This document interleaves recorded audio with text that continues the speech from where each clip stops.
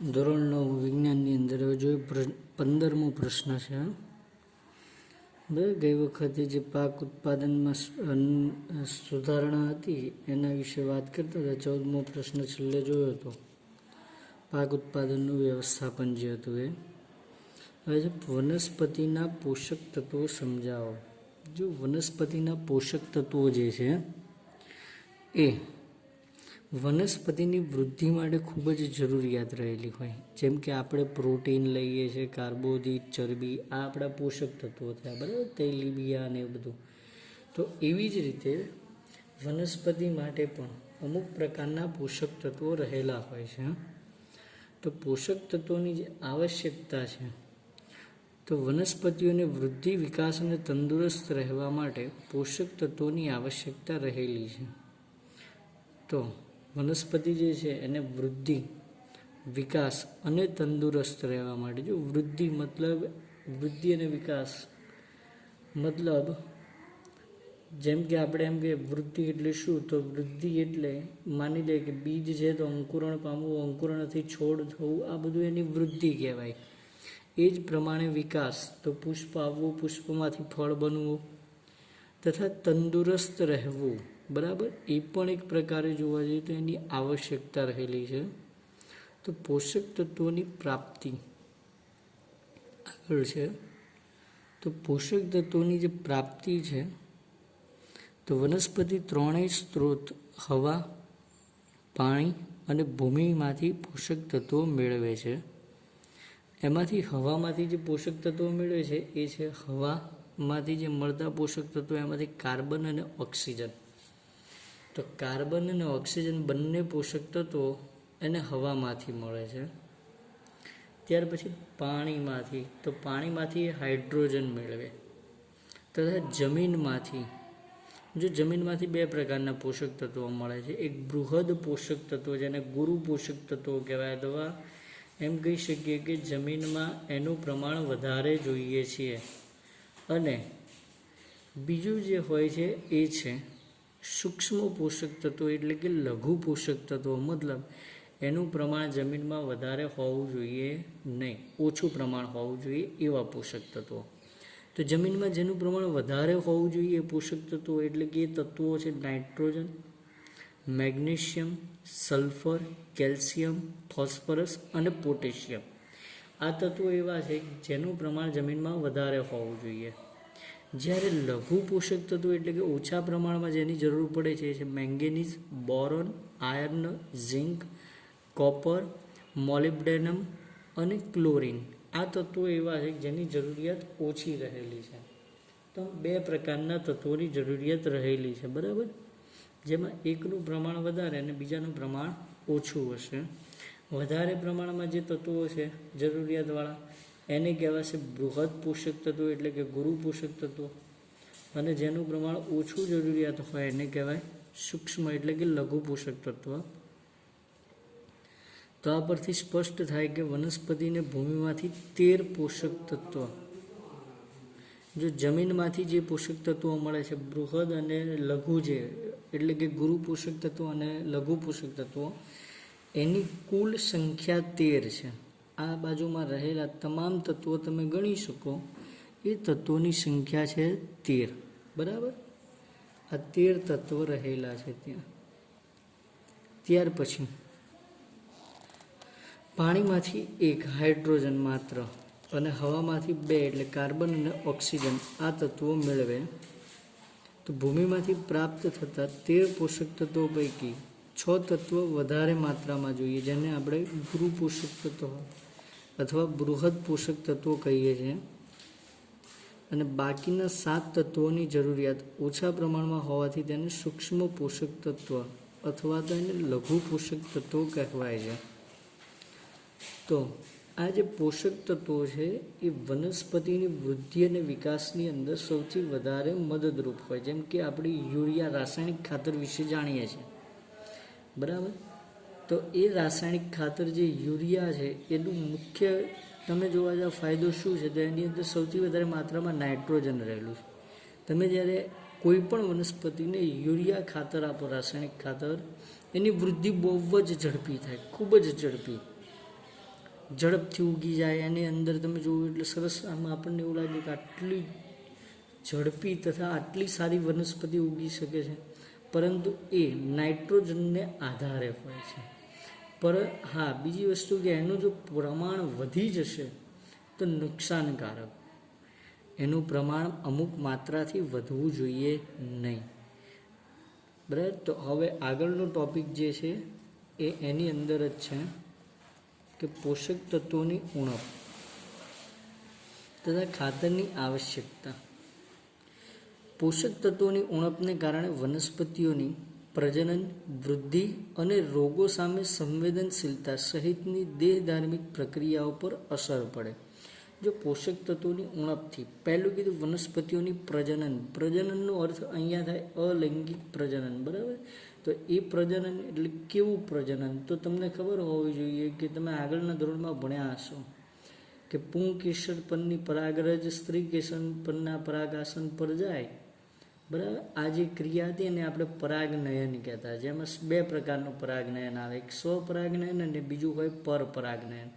તો આ જે પરાગનયન થઈ અને એ પરાગરજ પછી બીજાંડ સુધી જે પહોંચે છે, બરાબર, અને આ જે પરાગરજ બીજાંડ સુધી પહોંચે અને બીજાંડ સાથે જોડાય ત્યારે તે નવું બીજ બનાવે અને જે એનું બાકીનું ફલાવરણ હોય, પેલું જે બહારનું આવરણ મૃદુ હોય, જે આખું પુષ્પ હોય તો તમને ખબર હોય કે બીજ છે, બીજાંડ હોય બીજ બને અને પુષ્પ છે એ ફળની અંદર રૂપાંતરિત થતું. તો આવા એક પ્રજનનની ક્રિયા ગણાય.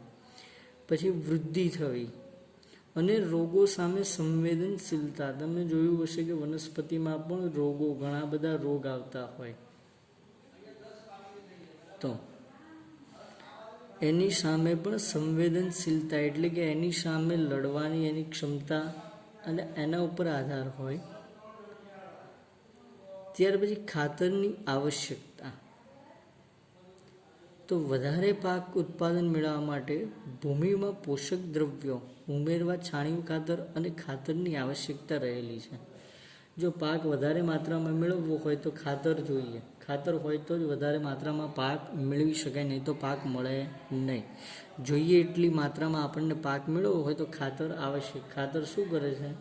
તો ખાતર જમીનને ફળદ્રુપતા જાળવી રાખે. મતલબ જમીનની અંદર જે આ પોષક તત્વો છે, 13 પોષક તત્વ જમીનના, એમાં જો કોઈનું પ્રમાણ ઓછું થઈ જાય, માની લે કે આપણે ચલો ઘઉંની વાત કરીએ કે આપણે ચલો ઘઉં, કોઈએ ઘઉં વાવ્યા, બરાબર, અને ઘઉંનો જ પાક કરે છે, એ 5 વખત સતત ઘઉંનો જ પાક લેશે તો શું કરશે? જમીનમાં રહેલા પોષક તત્વો છે એમાંથી ઘઉંની અંદર જે પોષક તત્વો રહેલા છે, બરાબર, એનું પ્રમાણ ઘટતું જાય જમીનમાંથી.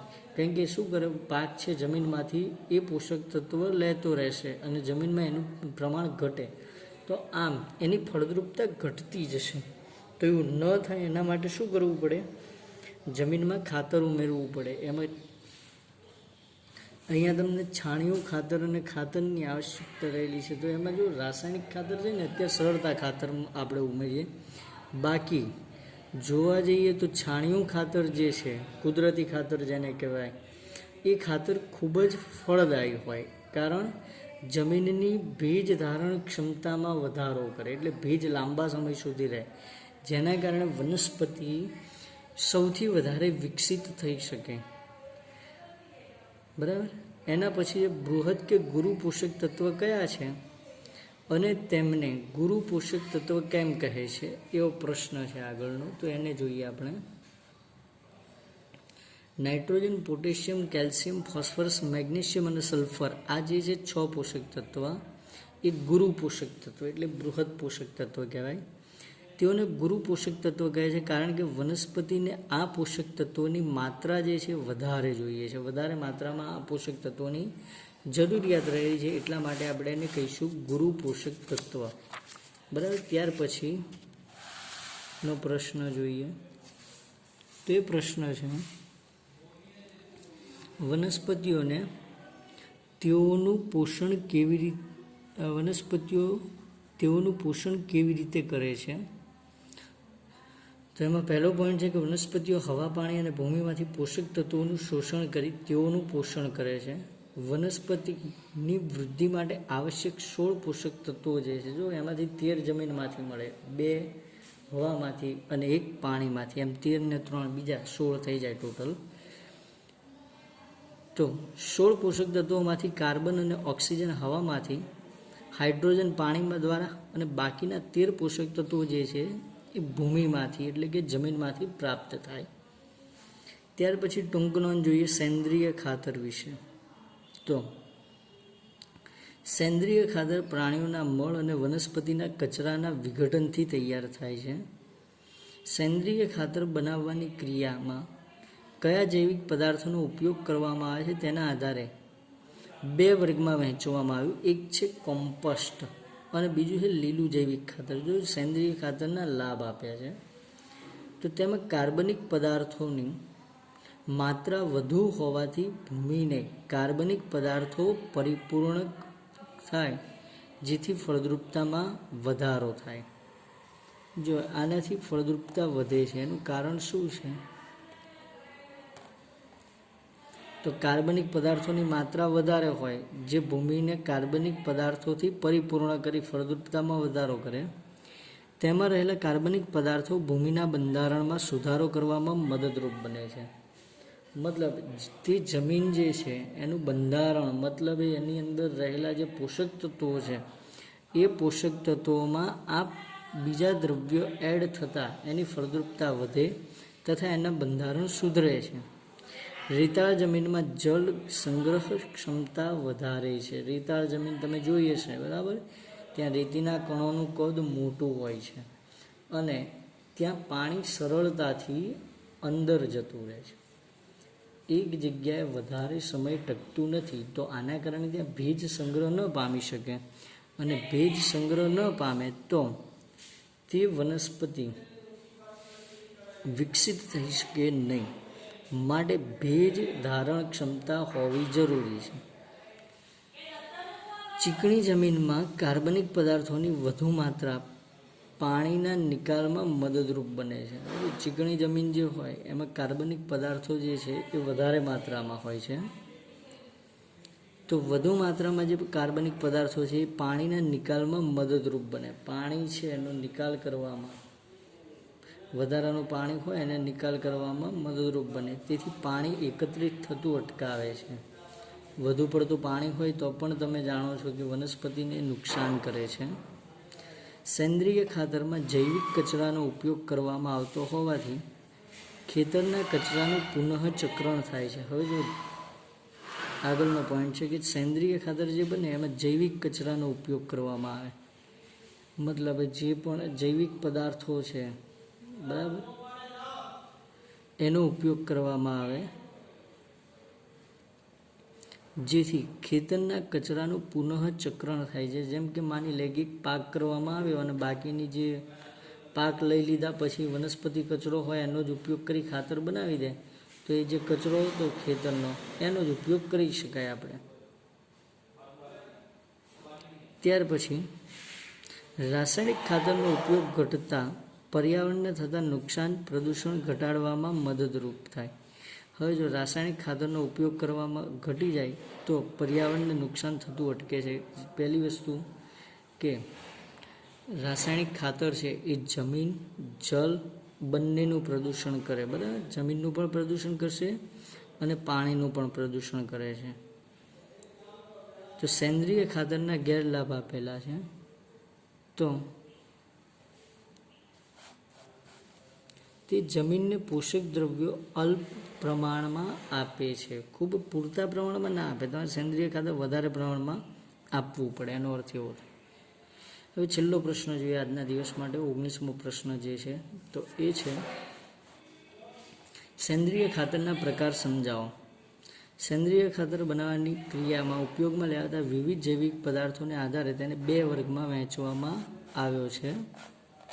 જે છે એક છે કોમ્પોસ્ટ અને વર્મી કોમ્પોસ્ટ. તો જો પશુઓના મળમૂત્ર, પશુઓના જે મળમૂત્ર એટલે કે છાણ, પશુઓ દ્વારા ત્યજાયેલો ચારો, શાકભાજીની છાલ અને અન્ય ઘરગથ્થુ કચરો, નીંદણ, ફેંકેલી સ્ટ્રો, સુએઝ કચરો વગેરે ખાડાઓમાં સડવા દેવામાં આવે છે. આ ક્રિયાને કમ્પોસ્ટિંગ અથવા તો કમ્પોસ્ટીકરણ કહે છે. વનસ્પતિઓ અને પ્રાણીઓના ત્યજેલા પદાર્થો એટલે કચરાને અળસિયા દ્વારા થતી વિઘટનની ક્રિયા કરવામાં આવે તો તેને વર્મી કોમ્પોસ્ટ કહેવાય. જો અળસિયાથી વિઘટન થાય તો એને વર્મી કોમ્પોસ્ટ કહીશું. બાકી એમને સડવા દેવામાં આવે, તમે જોયું હશે કે ઘણી બધી જગ્યાએ કચરો સડતો હોય, એ સડેલો કચરો એક પ્રકારે ખાતર જ કહેવાય. તો આને આપણે અળસિયાથી થાય તો વર્મી કોમ્પોસ્ટ, અને અળસિયા સિવાય હોય તો એને કમ્પોસ્ટ ખાતર કહીશું. આ વિઘટનની ક્રિયાથી તૈયાર થતા કમ્પોસ્ટ કાર્બનિક પદાર્થો અને પોષક દ્રવ્યોથી સમૃદ્ધ હોય છે. તમે જો એની અંદર કાર્બનિક પદાર્થો અને પોષક દ્રવ્યો વધારે માત્રામાં હોય, ખૂબ જ વધારે માત્રામાં હોય, એમ સમૃદ્ધ હોય છે એનો અર્થ એવો છે. ત્યાર પછી જોઈએ કે લીલું જૈવિક ખાતર જે છે, તો પાક ઉગાડતા પહેલાં ખેતરમાં શણ અથવા ગુવાર જેવી કેટલીક વનસ્પતિ ઉગાડવામાં આવે છે. આ વનસ્પતિ પર પુષ્પ બેસે પહેલાં તેના પર હળ ચલાવીને ખેતરની ભૂમિમાં ભેળવી દેવામાં આવે. જે ઉગેલી વનસ્પતિ હોય એને દાટી દેવાની જમીનમાં. ભૂમિમાં દટાયેલી આ વનસ્પતિઓ 4 થી 6 અઠવાડિયામાં વિઘટન પામી લીલા જૈવિક ખાતરમાં ફેરવાઈ જાય. લીલું જૈવિક ખાતર ભૂમિને નાઇટ્રોજન અને ફોસ્ફરસથી સમૃદ્ધ બનાવે છે. આની અંદર નાઇટ્રોજન અને ફોસ્ફરસ હોય, જ્યારે પેલામાં કાર્બનિક પદાર્થો રહેલા છે. તો આમ વનસ્પતિને આવી રીતે, મતલબ 2 પ્રકારનું કીધું તમને. એક છે સેન્દ્રિય ખાતરની અંદર 2 પ્રકાર પડ્યા. એક છે કોમ્પોસ્ટ, અથવા બીજું જે અળસિયાથી વિઘટન કરીએ, જો કોમ્પોસ્ટ છે એ કાર્બનિક પદાર્થને સડવામાં આવે. બીજું વર્મી કોમ્પોસ્ટ ત્યારે કહેવાય જો એ વિઘટન અળસિયાથી થાય ત્યારે. અને નંબર 3 લીલું જૈવિક ખાતર, જો એ વનસ્પતિને સીધી ખેતરમાં દાટી દેવામાં આવે તો એને કહીશું વર્મી કોમ્પોસ્ટ ખાતર, લીલું જૈવિક ખાતર. બરાબર, વર્મી કોમ્પોસ્ટ તો અળસિયાથી થાય, લીલું જૈવિક ખાતર એટલે વનસ્પતિ જે ઉગેલી હોય એને જ અંદર ભેળવી દેવાની ખેતરમાં. તો આજે આટલા સુધી રાખીએ છીએ.